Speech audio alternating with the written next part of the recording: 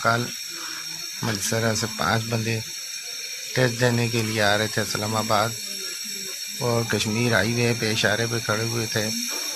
پیچھے سے تیز تار رفتار پراڈو آئی، اس نے جیسے ہی ٹکر ماری اور گاڑی میں سے میں نیچے گر گیا۔ ادھر میں ہوش میں تھا، کشمالہ طارق کا پوتا بیٹا ازلان تھا، تو وہ گاڑی چلا رہا تھا، اس کو میں نے اپنی آنکھوں سے دیکھا ہے۔